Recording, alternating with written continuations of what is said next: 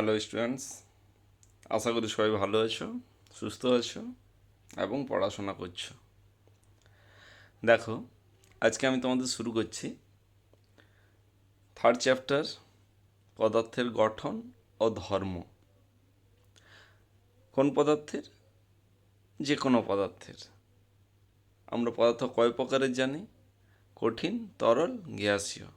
এই তিনটি পদার্থের বিভিন্ন গঠন এবং তার যে ধর্মগুলো মেনে চলে, সেই রকম বিভিন্ন ধর্ম নিয়ে আলোচনা করব। প্রথমে আমরা আলোচনা করছি প্রবাহী। প্রবাহী বা ইংরেজিতে বলা হচ্ছে ফ্লুইড। প্রবাহী এই কথাটা কিন্তু তার নামের মধ্যে লুকিয়ে আছে। প্রবাহীটা কি? প্রবাহী কথাটা আমরা প্রবাহিত কথাটা থেকে ধরতে পারি। যে সমস্ত পদার্থ প্রবাহিত হয় তাদের বলা হচ্ছে প্রবাহী। প্রবাহিত কোন দিকে প্রবাহিত হবে?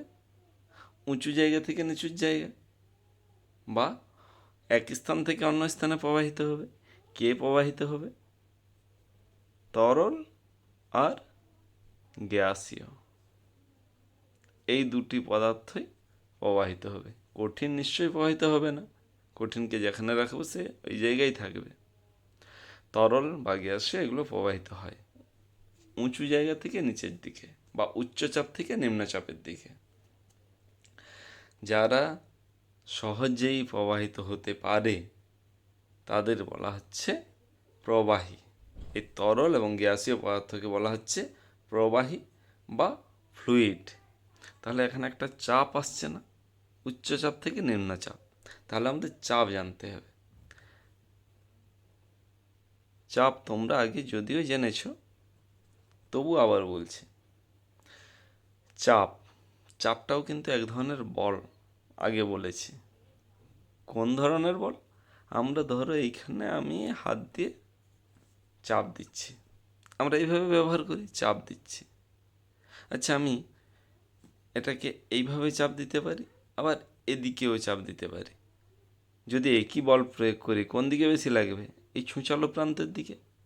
তাহলে এদিকে ছুঁচালো প্রান্ত, এদিকে ভোঁতা প্রান্ত, অর্থাৎ এখানে ক্ষেত্রফল বেশি, এখানে ক্ষেত্রফল কম। তাহলে চলে আসছে একটা ক্ষেত্রফলের ব্যাপার।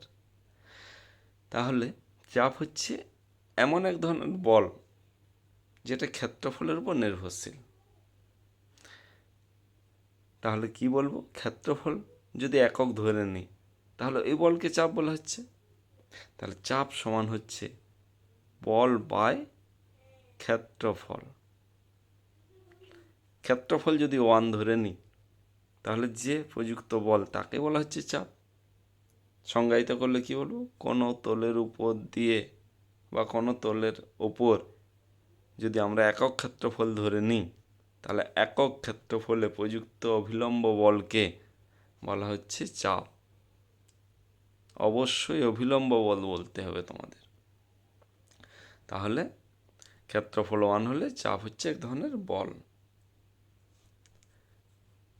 প্রবাহীর ঘাত। প্রবাহীর ঘাত এমনি বল এবং ঘাত দুটো হচ্ছে একই। ঘাত বল হিসেবে চিহ্নিত করা হয়। তাহলে বল সমান আমরা কি জানবো? চাপ ইন্টু ক্ষেত্রফল। এখানে তরল বা প্রবাহীর ক্ষেত্রে ঘাত সমান আমরা ওইটাই লিখব, চাপ ইন্টু ক্ষেত্রফল। সংজ্ঞাটা কিন্তু একই টাইপের হবে। এখানে ক্ষেত্রফল 1 হলে চাপ সমান বল, এখানেও ক্ষেত্রফল 1 হলে চাপ সমান ঘাত। তাহলে কি বলবো? একক ক্ষেত্রফলে প্রযুক্ত চাপকে বলা হচ্ছে প্রবাহীর ঘাত। তাহলে প্রবাহীর ঘাত যদি আমরা বলের সাপেক্ষে বলি, কিভাবে বলবো? কোনো প্রবাহীর সংস্পর্শে থাকা কোনো তল, এই তলের উপর লম্বভাবে যে বল প্রয়োগ করে তাকেই বলা হচ্ছে প্রবাহীর ঘাত। তাহলে মোট বল কখন হবে? চাপের সঙ্গে ক্ষেত্রফল গুণ হলে তখন মোট বল হবে, তখন তাকে ঘাত বলা হচ্ছে। তখন একক ক্ষেত্রফল আমরা বলবো না, কিন্তু একক ক্ষেত্রফল কখন বলবো? যদি বলি চাপ। তাহলে আমরা প্রবাহের ক্ষেত্রে আমরা যদি চাপের ইংরেজি হচ্ছে প্রেসার, চাপকে পি হিসেবে ধরে নেওয়া হয়, ঘাত বা বল এফ হিসেবে ধরে নিই, এবং ক্ষেত্রফলকে যদি এ হিসেবে চিহ্নিত করি এরিয়া, তাহলে আমরা লিখতে পারি এইটা, অর্থাৎ পি সমান এফ বাই এ।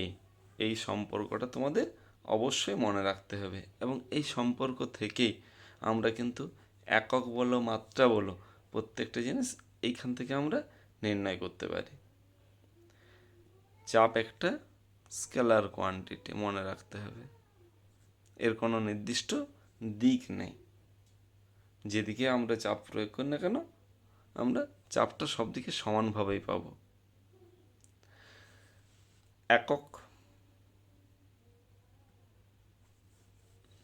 এককটা কিভাবে পাবো আমরা?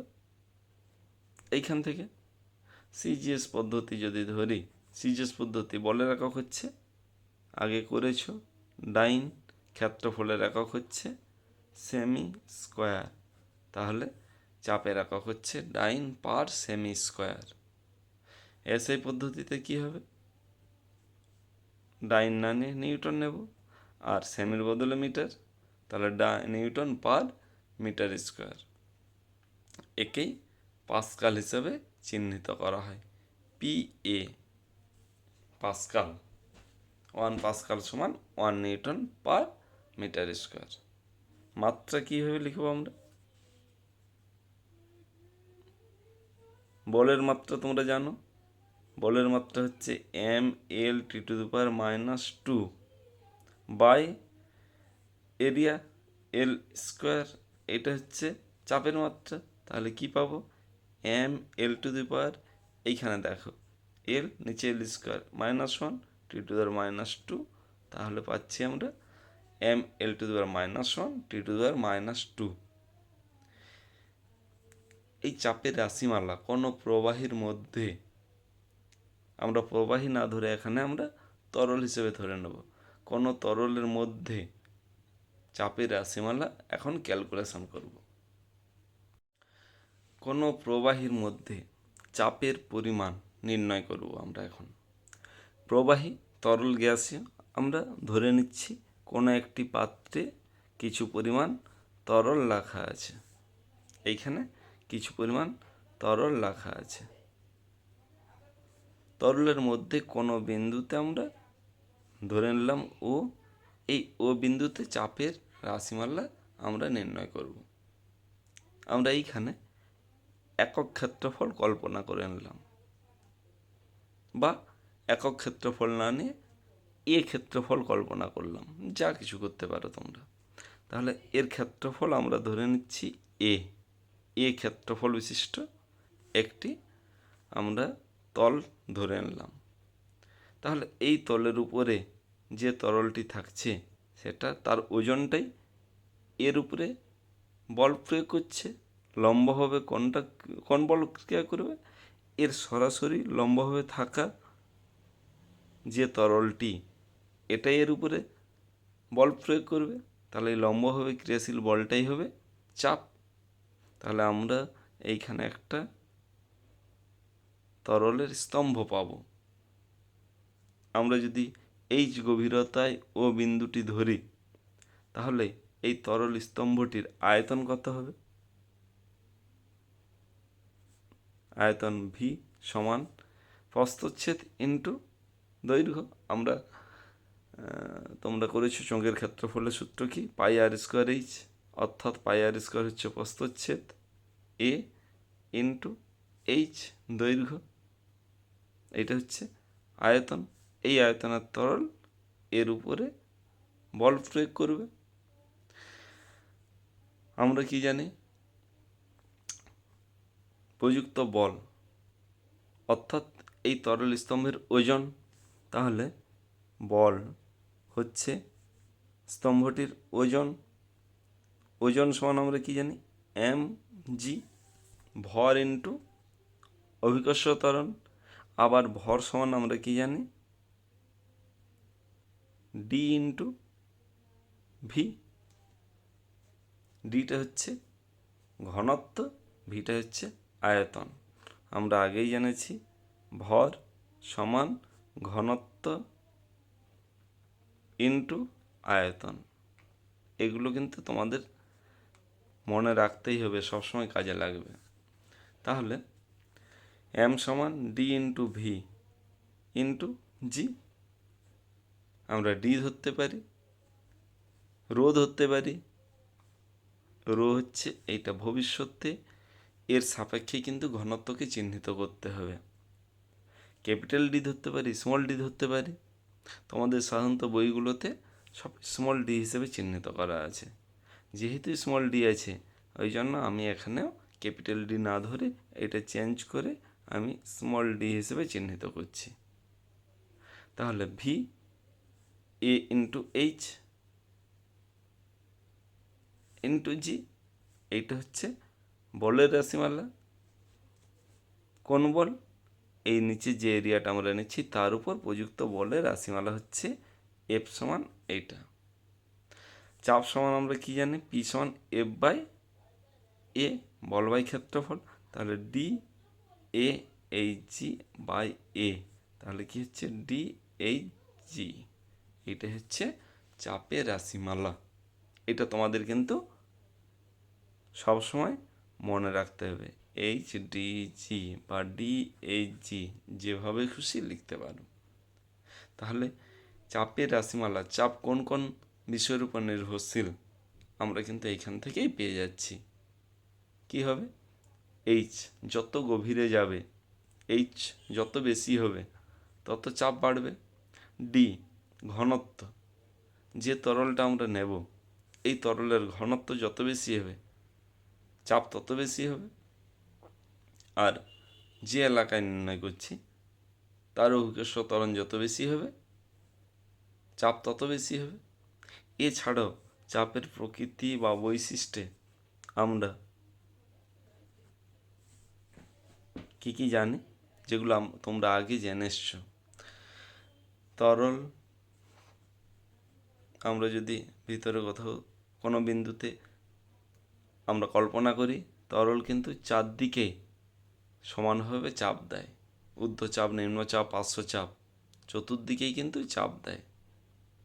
স্থির তরলের একটা নির্দিষ্ট গভীরতায় তার চাপ সবসময় সমান হয়। তরলের মধ্যে কোনো বিন্দুতে চাপ তরলের এই মুক্ত তল অর্থাৎ উপর পৃষ্ঠ থেকে তার গভীরতার উপর নির্ভরশীল, যেগুলো এখনই বললাম। তরল এর মধ্যে কোনো বিন্দুতে চাপ তরল যে পাত্র আমরা নিই তার আকারের উপর কিন্তু নির্ভরশীল নয়, কতটা নিচে আছে তার উপরে নির্ভরশীল। আকার যাই হোক না কেন, তার চাপ কিন্তু গভীরতার সাপেক্ষে একই হবে এবং ঘনত্বের সাপেক্ষে। এইগুলো তোমাদের মনে রাখতে হবে। তরলের একটি ধর্মে আমরা কি জানলাম? তরলের চাপ সব দিকে সমান, গভীরতার সঙ্গে বাড়ে আর গভীরতা কমলে কমে। এটা একটা আমরা পরীক্ষার সাহায্যে আমরা জানবো যে কিভাবে হচ্ছে। প্রথমে একটি ফানেল নিলাম, ফানেলের মুখটি রাবারের পর্দা দিয়ে বন্ধ করলাম। রাবার নলের সাপেক্ষে ফানেলটি যুক্ত করলাম। রাবার নলকে একটি কাঁচা নলের সঙ্গে যুক্ত করা হলো। সম্পূর্ণ ব্যবস্থাতে এর মধ্যে জল দিয়ে ভর্তি করা হলো বা যে কোনো তরল দিয়ে ভর্তি করা হলো। আমাদের জানার জন্য এখানে একটা যে কোনো সূচক ব্যবহার করব। কিভাবে? এখানে রঙিন জল ব্যবহার করছি। কেন রঙিন জল ব্যবহার করছি? যাতে এইদিকে চাপ পড়লে এই তরলটি এদিকে গেলে আমরা বুঝতে পারি, বা এদিকে আসলে বাম বা ডান হলে আমরা বুঝতে পারি। একটা স্কেল নেওয়া হলো। এই রঙিন জলের বিন্দু যেদিকে যাবে আমরা কতটা সরছে সেটা আমরা বুঝতে পারবো। যদি এদিকে চাপ বাড়ে তাহলে চাপ দিচ্ছে, তরলকে এদিকে ঠেলবে, অর্থাৎ সূচকটি ডান দিকে সরে যাবে। আর যদি এই চাপটা কমে যায় তাহলে এই সূচকটি বাম দিকে সরবে। তাহলে এখান থেকে আমরা প্রথমে পরীক্ষা করছি। কি করলাম? একটি ফানেল নিয়ে একে একই গভীরতায় রেখে একবার ডান দিক, একবার বাম দিক, একবার নিচের দিক, একবার উপরের দিক মুখ করে রাখা হলো। দেখা যাচ্ছে যে এই সূচকটির কোনো পরিবর্তন হচ্ছে না। কেন হচ্ছে না? কারণ একই গভীরতায় প্রত্যেকটা দিকে তার চাপটা সমান। এরপরে একে উপরের দিকে তুলে নিয়ে আসা হলো। দেখা যাচ্ছে এটা বাম দিকে সরছে, অর্থাৎ তার চাপটা কম। নিচে গভীরতায় নিয়ে যাওয়া হলো, দেখা যাচ্ছে এটা ডান দিকে সরে যাচ্ছে, অর্থাৎ এখানে চাপটা বেশি। তাহলে এই পরীক্ষার সাহায্যে আমরা জানতে পারছি তরলের কোনো বিন্দুতে তরলের চাপ সব দিকে সমান, আর তরলের চাপ গভীরতার সঙ্গে সঙ্গে বাড়তে থাকে। এরপরে আসছি জলের সমুচ্চশীলতার ধর্ম। সমুচ্চশীলতার ধর্মটা কি? বিভিন্ন আকারের এবং বিভিন্ন আয়তনের কয়েকটি পাত্রকে যদি সংযুক্ত করে দেওয়া হয়, তাহলে সংযুক্ত পাত্রের কোনো একটিতে যদি আমরা জল ভর্তি করি, যে কোনো একটিতে আমরা যদি জল ভর্তি করি, তাহলে দেখা যাবে প্রত্যেকটা পাত্রে সমান উচ্চতায় থাকবে। ওই জন্য সমুচ্চশীলতা ধর্ম। ধরো এর আয়তন বেশি, এটা আঁকা বাঁকা, এটা সোজা, এগুলো আঁকা বাঁকা। এখানে জল ঢালছি আমরা, এটা পূর্ণ হচ্ছে সঙ্গে সঙ্গে, এটা পূর্ণ হচ্ছে। এরপরে কিন্তু জলের লেভেল প্রত্যেকটাতে একইভাবে উঠছে। এখানে জল ঢাললে যে শুধু এটা ভর্তি হচ্ছে তার কোনো মানে নেই। প্রত্যেকটা আকারের প্রত্যেকটা পাত্রে, বিভিন্ন আকারের প্রত্যেকটা পাত্রে জল একই উচ্চতায় থাকবে। এটা হচ্ছে জলের সমুচ্চশীলতার ধর্ম। বেরোমিটার। বেরোমিটার নামটা তোমরা নিশ্চয়ই শুনেছ। যে যন্ত্রের সাহায্যে বায়ুমণ্ডলের চাপ মাপা হয় তাকে বলা হচ্ছে বেরোমিটার বা বায়ুচাপ মাপক যন্ত্র। এই বেরোমিটার অনেক ধরনের হয়, ফোর্টিনের বেরোমিটার, অ্যানিরয়েড বেরোমিটার ইত্যাদি। তোমরা যে ছবিটা দেখতে পাচ্ছ এটা হচ্ছে ফোর্টিনের বেরোমিটার। এরপর আমরা জানবো বেরোমিটার সম্বন্ধে বা বেরোমিটারের বিবরণ এবং তার কার্যপ্রণালী। দেখো সবাই, এইটা একটা 14 বেরোমিটার। 14 বেরোমিটার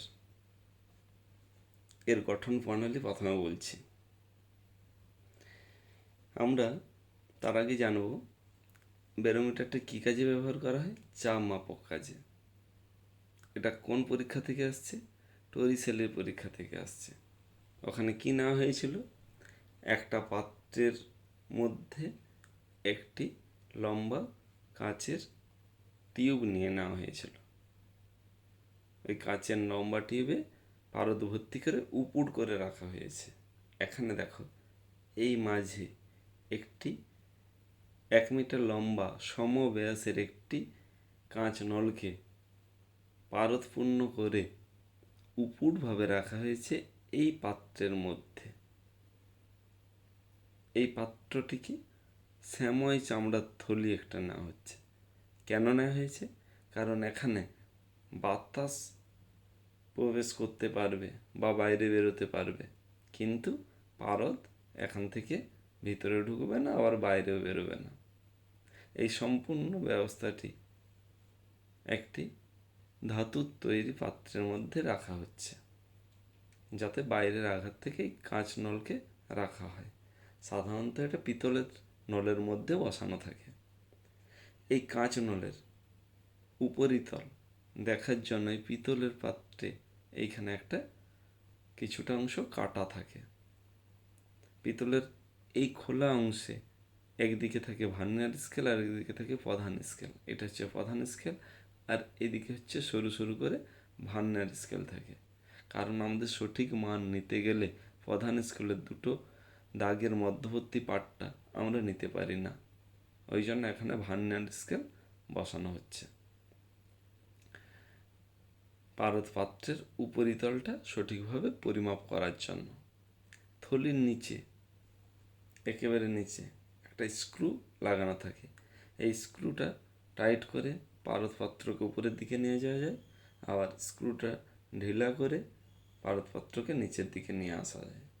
অর্থাৎ এই পারদের এই লেভেলকে উপরে নিচে করা যেতে পারে। কেন করা হচ্ছে? এইখানে একটা আইভরি পিন ব্যবহার করা হচ্ছে। আইভরি পিনটা কেন ব্যবহার করা হয়? আইভরি পিনটা একটা সঠিক পরিমাপ নির্দেশ করে। কি পরিমাপ নির্দেশ করছে? আমরা এই যে 1 মিটার লম্বা কাঁচ নলটি নিচ্ছি, এর শূন্য দাগের সঙ্গে আইভরি পিনটি মেলানো আছে, যাতে এই পারদপূর্ণকে স্ক্রুয়ের সাপেক্ষে টাইট করে পারদপূর্ণকে উপরে তুলে ঠিক আইভরি পিনের ঠিক মুখে, এই যে দেখো এইখানে, এইটা আইভরি পিনের ঠিক স্পর্শ করলে এটা শূন্য দাগের সঙ্গে মিলছে, তাহলে সঠিক পরিমাপ আমরা করতে পারবো। এরপরে পারদস্তম্ভে আমরা উপরিতল দেখে এটা নিচের পাত্রকে স্ক্রুয়ের সাপেক্ষে এইখানে লাগিয়ে দেওয়া হলো, নিচের কাজ শেষ হয়ে গেল। এরপরের কাজ হচ্ছে এই ভার্নিয়ার স্কেলের কাজ এবং প্রধান স্কেলের কাজ। এইখানে উপরিতল আমরা সঠিকভাবে দেখে আমরা কত পারদস্তম্ভ উচ্চতার সঙ্গে সমান সেটা আমরা নির্ণয় করতে পারবো। তাহলে চাপ কি জানি? পি সমান এইচ রো জি। আমরা এখান থেকে এইচটা এইচটা নির্ণয় করতে পারছি। ডি বা রো এটা হচ্ছে পারদের ঘনত্ব, আর জি অভিকর্ষ ত্বরণ। এই তিনটে গুণ করলে বায়ুর চাপ আমরা মাপতে পারছি। ব্যারোমিটারের ব্যবহার। ব্যারোমিটার আমাদের কি কাজে লাগে? এক কথায় তোমরা বলে দিতে পারবে, ব্যারোমিটার সাহায্যে কোনো স্থানের বায়ুর চাপ মাপতে পারি। কিন্তু এই বায়ুর চাপ মেপে আমাদের কি কাজে লাগবে? বায়ুর চাপের সাপেক্ষে আমরা আবহাওয়ার পূর্বাভাস জানতে পারি। পূর্বাভাস বলতে আজকের আবহাওয়া কীরকম থাকবে বা এখন কয়েকদিন আবহাওয়া কীরকম যেতে পারে তার একটা আমরা আভাস পাই আগের থেকে, ওই জন্য বলা হচ্ছে পূর্বাভাস। কি?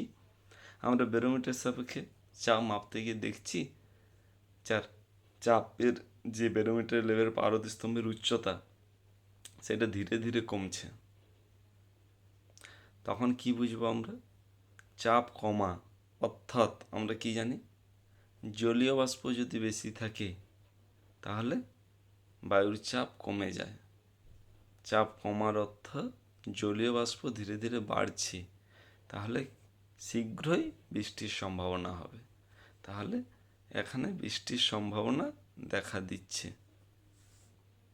দ্রুত হ্রাস, অর্থাৎ জলীয় বাষ্প খুব বেশি পরিমাণে জমা হচ্ছে এবং বায়ুর চাপ খুব কমে যাচ্ছে। অর্থাৎ কমে যাওয়া মানে কি?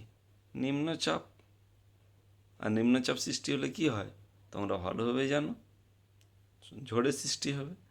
উচ্চচাপের স্থান থেকে নিম্নচাপের দিকে প্রবল বেগে বাতাস বইতে শুরু করবে এবং ঝড়ের সৃষ্টি হবে। ধীরে ধীরে বাড়লে, যদি ধীরে ধীরে বাড়ে অর্থাৎ জলীয় বাষ্প পরিমাণ কমে যাচ্ছে, আবহাওয়া শুষ্ক থাকবে এবং পরিষ্কার থাকবে, মানে বৃষ্টির সম্ভাবনা নেই। আর যদি দ্রুত বাড়ে তাহলে দ্রুত বৃদ্ধি পেলে কি হবে? আবহাওয়া অনেক শুষ্ক হয়ে যাচ্ছে, তাহলে শুষ্ক বাতাস দ্রুত বৃদ্ধি পাচ্ছে, উচ্চচাপ হয়ে যাচ্ছে, তাহলে শুষ্ক বাতাস বইতে শুরু করবে। এইগুলো হচ্ছে আমরা ব্যারোমিটারের সাপেক্ষে কিভাবে আবহাওয়ার পূর্বাভাস জানতে পারি। এরপরে আসছি সাইফন। সাইফনটা কি? সাইফন হলো এমন একটি যন্ত্র বা ব্যবস্থা, বায়ুমণ্ডলের চাপের সাহায্যে আমরা উপরের কোনো পাত্র থেকে নিচের পাত্রে আমরা ওই তরলকে স্থানান্তরিত করতে পারি। এটাই হচ্ছে সাইফন। দেখো, এটা একটি সাইফন যন্ত্র। যন্ত্র বলতে কোনটা? এইটা শুধুমাত্র এইটাই হচ্ছে যন্ত্র। আর তো দুটি পাত্র ব্যবহার করছি আমরা, এটা একটা পাত্র, এটা একটা পাত্র। আর এই যে এ বি সি ডি, এই নলটি হচ্ছে সাইফন। এটা বিভিন্ন টাইপের হতে পারে, ভি আকৃতির হতে পারে, বা এমনি রাবারের একটি নল হতে পারে, যেখানে আমরা তরল স্থানান্তরিত করব এই উঁচু জায়গা থেকে নিচু জায়গাতে। তাহলে এখান থেকে কিভাবে তরল বা কেন তরল উঁচু জায়গা থেকে নিচু জায়গায় আসছে, দেখো এখানে এ থেকে বি, এই তরলের উপরের লেভেল পয়েন্ট এ থেকে বি, এই উচ্চতাটা H1 ধরে নিলাম। আর সি থেকে ডি, বি সি একই লেভেলে, সি থেকে ডি এই উচ্চতাটা H2 ধরলাম। তাহলে এখানে H1 উচ্চতায় এর ভিতরে যদি তরল দিয়ে পূর্ণ করি, তাহলে এই উচ্চতায় তরলের চাপটা কত হবে? H1 রো জি বা H1 ডিজি। আমরা এই তরলের ঘনত্ব যাই ধরবো সেটাই হবে। তাহলে এর চাপটা হচ্ছে H1 রো জি।